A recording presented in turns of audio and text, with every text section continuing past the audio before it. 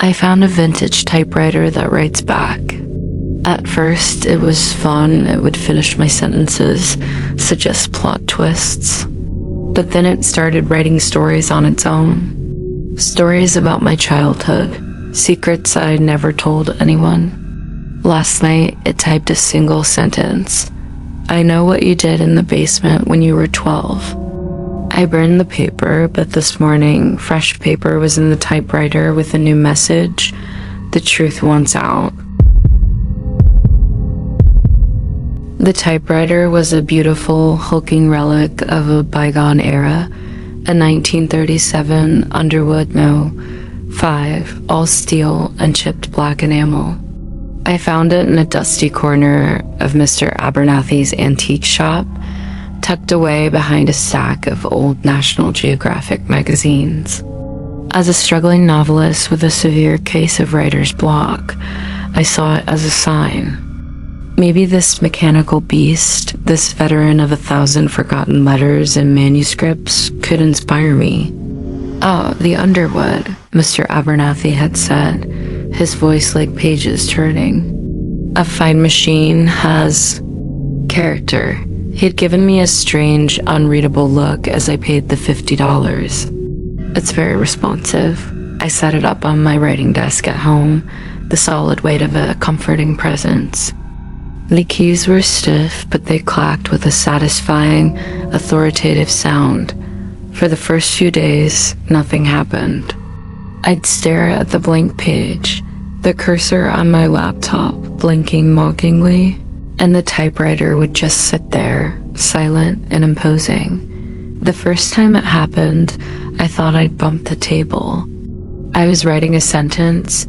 The detective entered the room and saw clack, clack, clack. The typewriter's carriage jumped.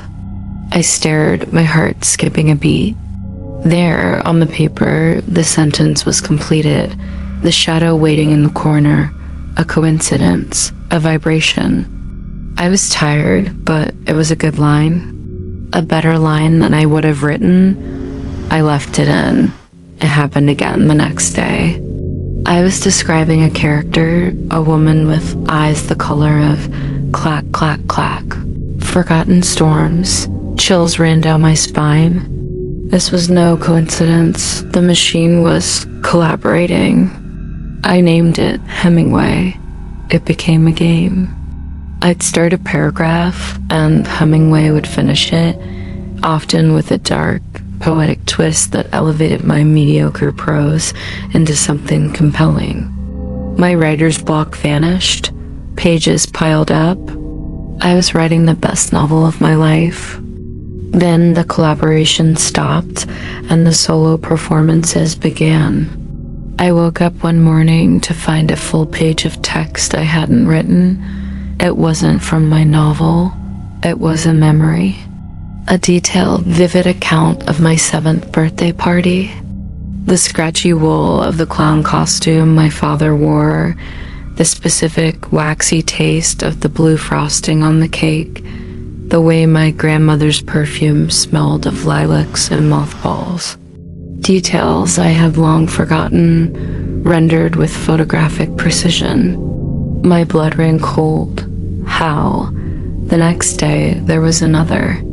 A story about the time I'd stolen a candy bar from Mr. Gable's corner store when I was 9. The crushing guilt, the way the chocolate had melted in my sweaty palm, the fear of being caught. A secret I had never, ever told anyone. Panic began to set in, a cold, sharp thing in my gut. This was no longer a game. The typewriter wasn't just a tool. It was a confessor, an archivist of my most private self. I started covering it with a sheet at night. It didn't matter. I'd wake up, pull the sheet off, and find a new story waiting. A childhood fear of the dark. My first awkward kiss. The time I lied to my mother about where I'd been. It was excavating my life, typing out my soul one memory at a time. Then came the sentence that broke me. I walked into my study one evening, and a single line was centered on a fresh sheet of paper. I know what you did in the basement when you were 12. The breath left my body. I stumbled back, crashing into the doorframe. No. That was impossible. That was a locked box in the deepest, darkest corner of my mind, sealed shut for 20 years. No one knew. No one. A primal, terrified rage consumed me.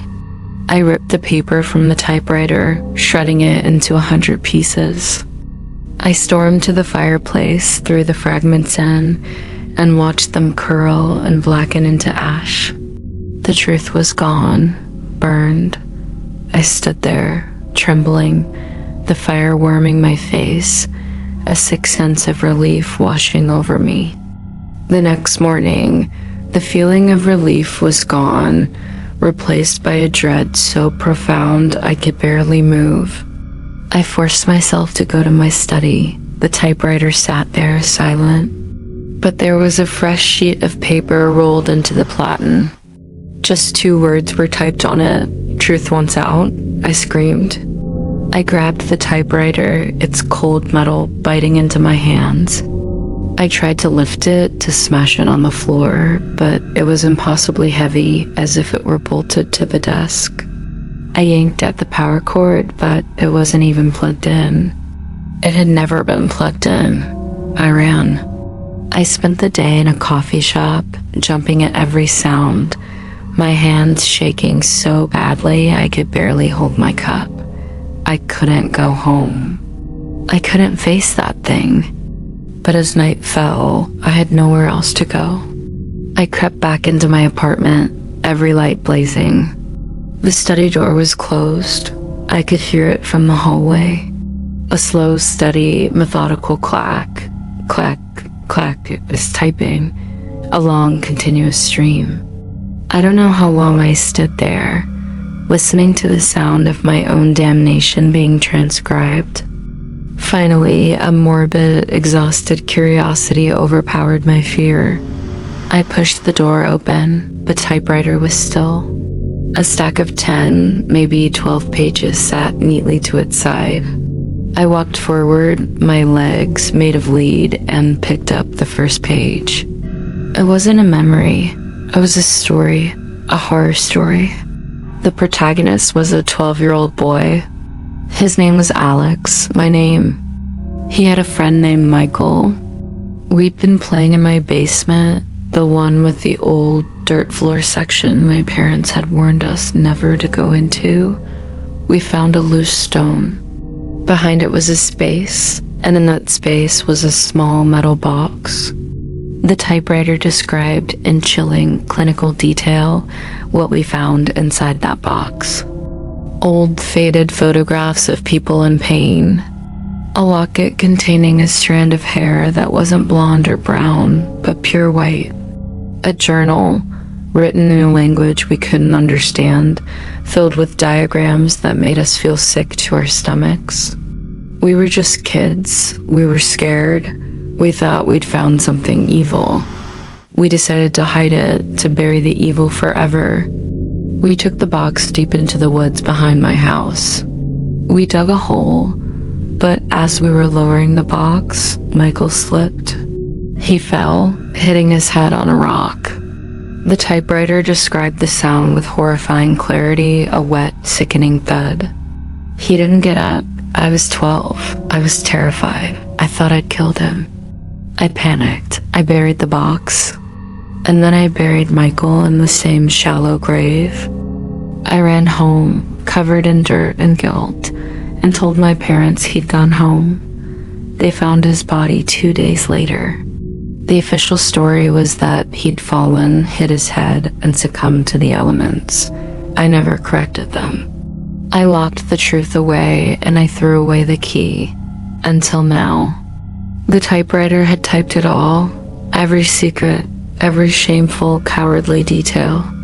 The story ended on the 12th page. I stood there, the pages clutched in my hand, the weight of 2 decades of guilt crushing me. It was all there. The truth was out. A final clack made me jump.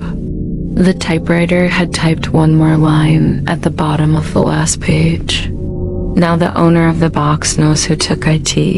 The air in the room grew cold. The lights flickered. From the shadows in the corner of my study, a figure detached itself.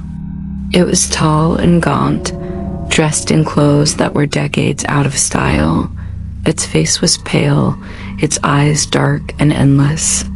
In its hand, it held the small metal box. It didn't speak. It didn't need to. The typewriter had spoken for it. It had been using the machine to find its property. To find me, I dropped the pages. They fluttered to the floor like dying birds. The figure took a step forward, the box held out before it like an accusation. The typewriter, my collaborator, my confessor, had never been the source of the horror. It was just the messenger, and the message had been delivered. The last thing I saw was the lid of the box slowly opening by itself, and a darkness, older than the typewriter, older than the bones I'd buried, began to pour out.